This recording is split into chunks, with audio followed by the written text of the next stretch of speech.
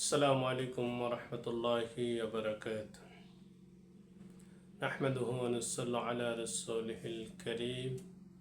أما بعد، أعوذ بالله من الشيطان الرجيم. بسم الله الرحمن الرحيم.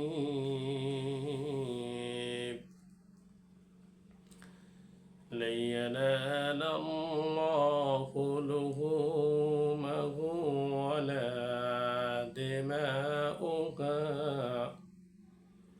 ولكن يناله التقوى منكم.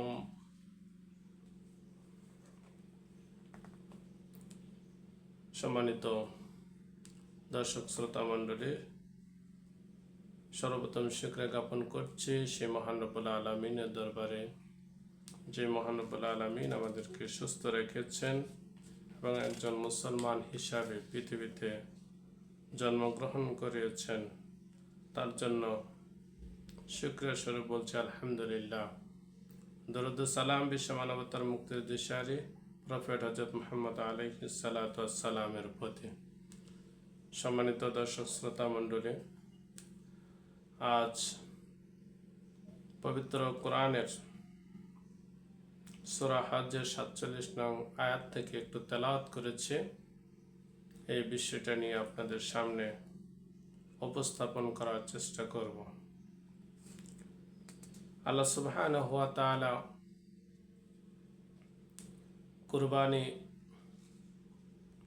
সম্পর্কে বর্ণনা করতে যে আল্লাহ বলে দিলেন সূরা হজ্জের 37 নং আয়াতে, লা ইয়ানালুল্লাহু লুহুমাহা ওয়ালা দিমাউহা ওয়ালাকিন ইয়ানালুহুত তাকওয়া মিনকুম।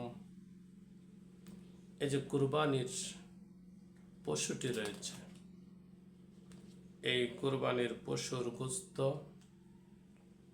রক্ত কোনো কিছুই আল্লাহ সুবহানাহু ওয়া তাআলার দরবারে পৌঁছায় না। পৌঁছায় শুধু মানুষের অন্তরের তাকওয়াটুকু। মানুষ আল্লাহ সুবহানাহু ওয়া তাআলাকে কতটুকু সন্তুষ্ট করার জন্য কুরবানি দিচ্ছে, সেটা আল্লাহ সুবহানাহু ওয়া তাআলা দেখে থাকেন। সেজন্যই আল্লাহ সুবহানাহু ওয়া তাআলা মানুষের অন্তরটাকে পরীক্ষা করেন। যেমনটা হযরত ইব্রাহিম আলাইহি ওয়াসসালামের করেছিলেন। কি করেছিলেন? যে বৃদ্ধ বয়সে হযরত ইব্রাহিম আলাইহিস সালামের একটি সন্তান হলেন, তার নাম হলো হযরত ইসমাইল আলাইহিস সালাম। আল্লাহ সুবহানাহু ওয়া তাআলার কাছে হযরত ইব্রাহিম আলাইহিস সালাম প্রার্থনা করলেন, দোয়া করলেন, আল্লাহ আমাকে একটি নেক সন্তান দান করো। কি বললেন? রব্বি হাবলি মিনাস সালিহিন। ওহে আমার রব, আপনি আমাকে একটি নেক সন্তান দান করেন। আল্লাহ সুবহানাহু ওয়া তাআলা তারপরে তাকে জানিয়ে দিলেন, فبشرناه بغلام حليم, যে আমি আপনাকে একটি হালিম গোলাম দান করলাম। সেই গোলামটি যখন ফালাম্মা বালাগা মা'হু সা'য়া, যখন সেই সন্তানটি বাবার সাথে চলাফেরার বয়সে উপনীত হলো, হাঁটা চলার বয়সে উপনীত হলো, তখন আল্লাহর একটি মেসেজ হযরত ইব্রাহিম আলাইহিস সালাম তার ছেলেকে ডেকে বলছেন, قال يا بني إني أرى في المنام أني أصبحك فانظر ماذا ترى। ওহে আমার ছেলে, আমি স্বপ্নে দেখেছি যে তোমাকে কুরবানি করছি। এখন এই বিষয়ে তোমার অভিমতটা কি? সন্তান উত্তর দিচ্ছেন, আল্লাহর পক্ষ থেকে যেই আদেশ পেয়েছেন তা আপনি বাস্তবায়ন করুন।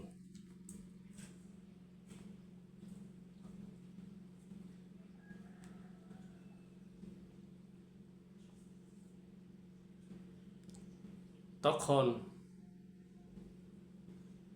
সে কথা বলার সাথে সাথে বললেন, সাতাজিদুনি ইনশাআল্লাহু মিনাস সাবিরিন। আপনি আমাকে ধৈর্যশীলদের মতো পাবেন।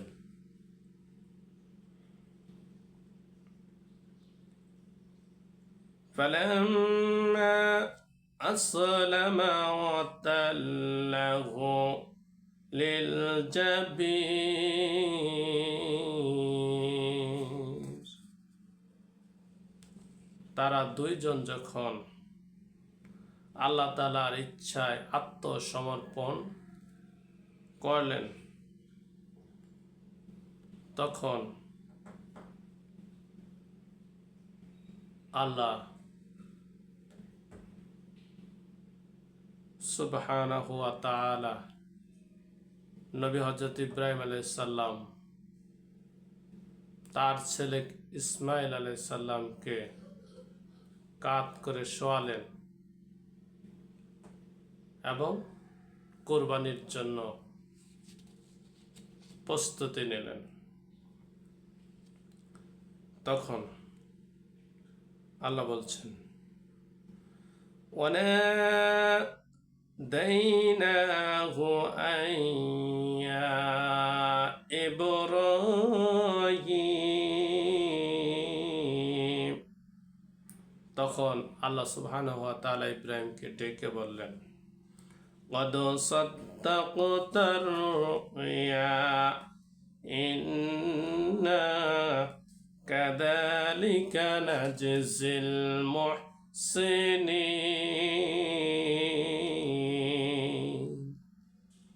আল্লাহ ইব্রাহিমকে ডেকে বললেন, তুমি তোমার স্বপ্ন সত্যে প্রমাণিত করেছ।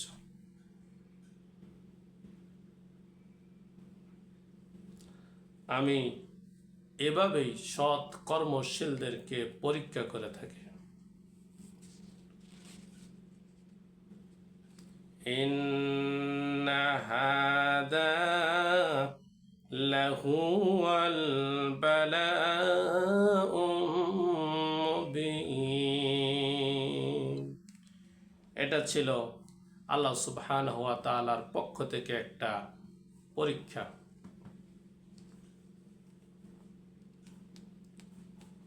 وَفَدَيْنَاهُ بِذِبْحٍ عَظِيمٍ।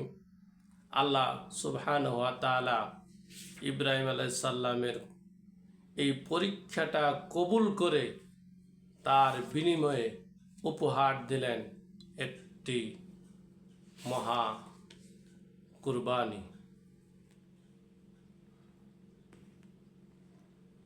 وَتَرَكْنَا عَلَيْهِ فِي الْآخِرِينَ।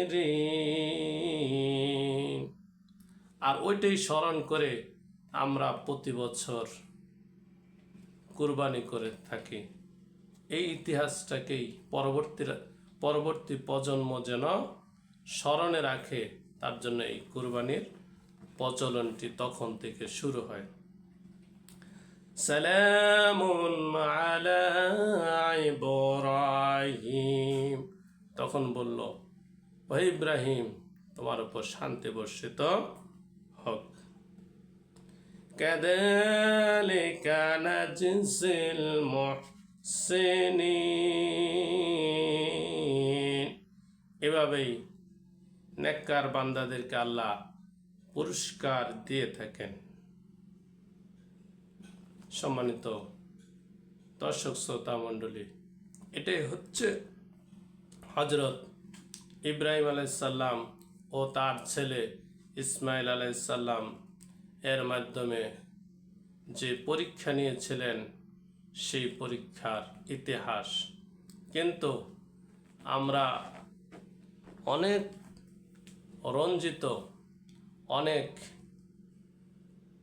অলংকারিত করে, অনেক সাজিয়ে গুছিয়ে, অনেক করুণ ভাষায় বর্ণনা করে থাকি যে হজরত ইব্রাহিম আলাইহিস সালাম স্বপ্ন দেখলেন যে আল্লাহ তাকে স্বপ্ন দেখিয়েছেন তার প্রিয় বস্তু কুরবানি করতে। অথচ আল্লাহ বললেন যে তোমার ছেলেকে কুরবানি দেওয়ার জন্য। আল্লাহ স্বপ্নে দেখেছেন তার ছেলেকে কুরবানি দিচ্ছেন, অথচ বলতেছে প্রিয় বস্তু কুরবানির কথা বলেছেন। তারপরে ইতিহাস আরো লম্বা করে বলে, তখন তিনি কি করলেন, 100টি ওট কুরবানি করলেন। কেউ কেউ বর্ণনা করেছেন 500টি, এভাবে 100 আবার 100 এরকম করতে করতে 500 কুরবানি করেছিলেন ওট। সর্বশেষ যখন আর তারপরে আবার দেখেন স্বপ্ন, আবার দেখেন স্বপ্ন, তোমার প্রিয় বস্তু কুরবানি করো, আবার দেখেন স্বপ্ন, তোমার প্রিয় বস্তু কুরবানি করো। তখন তিনি চিন্তা করতেছিলেন যে তার সবচাইতে প্রিয় বস্তু কি। তখন তিনি ভাবলেন যে আমার বৃদ্ধ বয়সে যে সন্তানটা হয়েছে এটাই হচ্ছে আমার সবচাইতে প্রিয় বস্তু। তারপরে বুঝতে পেরেছেন ইসমাইলকে কুরবানি করতে হবে। এই যে গল্পগুলা, এই কাহিনীগুলা কোরআনের সাথে একেবারেই বিপরীত। এগুলা মানুষকে আনন্দ দেওয়ার জন্য বলেন আর মানুষকে মজা দেওয়ার জন্য বলেন, এগুলো উপস্থাপন করে থাকেন। অথবা ব্রিটিশ কর্তৃক শাসিত 190 বছরে যেই খ্রিস্টান এবং ইহুদি আলেমগণ আমাদের মাঝে ওস্তাদগিরি করেছেন, আমাদের মাঝে সবক দিয়েছেন, তারাই এগুলাকে অতিরঞ্জিত করে বর্ণনা করে মুসলমানদের আসল ঘটনাকে, কোরআনের আসল ঘটনাকে তারা দূরে রেখেছেন। এটি ছিল অনেক বাস্তব। কোরআন থেকে দূরে রাখার জন্য খ্রিস্টান ইহুদি ওস্তাদেরা তারা সবক দিয়েছেন তাদের নিজেদের মন গড়া। তারা যে সবকগুলা দিয়েছেন সেগুলাই আবার তারা তৈরি করেছেন বিভিন্ন কিতাব, সেগুলাই বিভিন্ন কওমি মাদ্রাসা বলেন, আলিয়া মাদ্রাসা বলেন, সেগুলাতে পাঠ্যপুস্তক হিসাবে তারা রচনা করে গিয়েছেন। কারণ তাদের হাতে ছিল প্রেস, সেই সময়ের খোদাই করা টাইপ অক্ষর তারাই সর্বপ্রথম আবিষ্কার করেন এবং তারাই বই রচনা করেছেন সর্বপ্রথম কাগজ আবিষ্কার করার পরে। অতএব মুসলমানদের হাতে এগুলা ছিল না। অতএব তারা যেভাবে বই তৈরি করে দিয়েছেন সেভাবেই সেই বইগুলো পরবর্তীতে ইতিহাস হয়ে চলছে সমাজে আজও। কিন্তু এরই মাঝে অনেক ভুল ত্রুটি রয়েছে। সত্যিকার অর্থে যেটা, সেটা হচ্ছে আল কোরআন। এই কোরআন থেকে আমাদের জ্ঞান নিতে হবে। শুধু এই ইতিহাসে এখানে শেষ নয়। তারপরে সে হযরত ইব্রাহিম আলাইহিস সালাম তার ছেলেকে নিয়ে কুরবানির জন্য রওনা হলেন। যাওয়ার আগে তার স্ত্রীকে বললেন যে এক জায়গায় দাওয়াত খেতে যাব। নবীর শানে মিথ্যা কথা। নবী মিথ্যা কথা বলে তার স্ত্রীর কাছ থেকে তার ছেলেকে নিয়ে যাবে। এইখানে শেষ নয়, রাস্তা দিয়ে যাচ্ছেন, ইসমাইলের কানে শয়তান বলতেছেন, তোমাকে কোথায় নিয়ে যাচ্ছে জানো? কোথায়? বলছে তোমাকে কিন্তু জবাই করে ফেলবে তোমার বাবা, তার জন্য নিয়ে যাচ্ছে। তখন যখন তার কাছে পাত্তা পেল না, আবার তার মায়ের কাছে গেল, কি বলছে যে আপনার ছেলেকে কোথায় নিয়ে গেছে জানেন? কোথায়? ওকে কুরবানি করার জন্য নিয়ে যাচ্ছে, ওকে জবাই করার জন্য নিয়ে যাচ্ছে। তাহলে কেন নিয়ে যাচ্ছে? বলছে আল্লাহ হুকুম করেছে। তা আল্লাহ যদি হুকুম করে থাকে নিয়ে যাক। সেখানে যখন পাত্তা পেল না, আবার আসলো। যখন আসলো তখন নবী ইব্রাহিম টের পেয়েছেন। টের পাওয়ার পরে তিনি ওই শয়তানকে মারার জন্য পাথর নিক্ষেপ করেছেন। পাথর নিক্ষেপ করার ঘটনাটা ওইখানেই তৈরি করেছেন।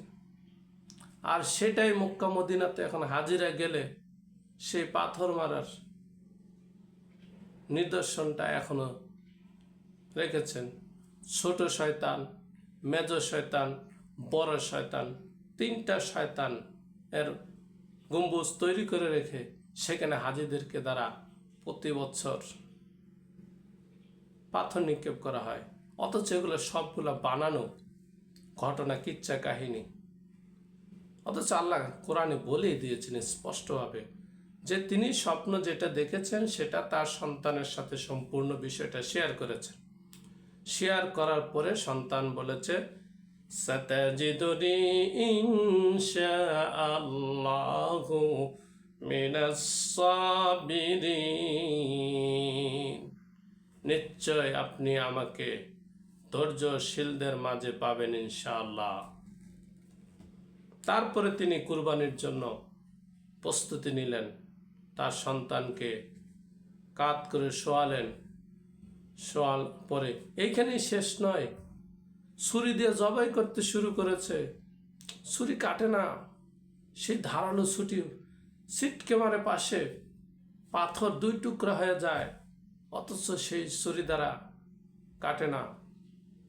কত যে বানোয়াট ঘটনা তৈরি করেছে ইসলাম। এর মূল ঘটনাগুলা পাওয়া যায় না যতক্ষণ পর্যন্ত না আপনি কোরআন নিয়ে গবেষণা করবেন, স্টাডি করবেন, কোরআনের সাথে হাদিস না মিলাবেন। তার জন্য বলা হয়েছে, ইজা রুবি আলাইকুম আন্নি হাদিসু ফারিদুহু আলা কিতাবাল্লাহ। যখন কোনো হাদিস অধ্যয়ন করবে তখন সেটাকে কোরআনের সাথে মিলিয়ে নেবে। যদি সেটা কোরআনের সাথে মিলে তাহলে সেটা গ্রহণ করবে, আর যদি সেটা না মিলে তাহলে গ্রহণ করা যাবে না। সম্মানিত দর্শক শ্রোতা মণ্ডলী, আমরা কোরআন হাদিস যাদের কাছ থেকে শুনি, আলেম ওলামা, ইমাম খতিব, তারাও সেই ব্রিটিশদের সিলেবাসে পড়ে আজ আলেম হয়েছেন। তার জন্য অনেক ঘটনা তারা তাদের ব্রেনের, তাদের গবেষণায় না থাকার কারণে এই কথাগুলা প্রচার করতেছেন, মানুষকে জানাচ্ছেন। কিন্তু আপনি যে একটি ভুল কথা, ভুল ইতিহাস মানুষের মাঝে প্রচার করতেছেন, সেটা কিন্তু আমি জানি না। কারণ আমরা পড়ে এসেছি বই পুস্তকে, ইসলাম শিক্ষার বইয়ে বলেন, অষ্টম শ্রেণীর ইসলাম শিক্ষার বইয়ে দেখবেন যে এরকম করে ঘটনা, বিভিন্ন বইয়ে এরকম ঘটনা বর্ণনা করে রেখেছেন। সেই বর্ণনার থেকে তারা পড়াশোনা করে সেগুলো উপস্থাপন করছেন।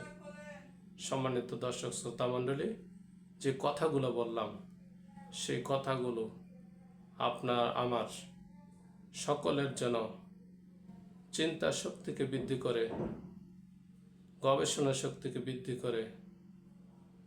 আল্লাহ সুবহানাহু ওয়া তাআলা আমাদের সকলকে আমল করার তৌফিক দান করুক। আমিন। ওয়া আখিরু দাওয়ানা আলহামদুলিল্লাহি রাব্বিল আলামিন। আসসালামু আলাইকুম ওয়া রাহমাতুল্লাহি ওয়া বারাকাতুহু।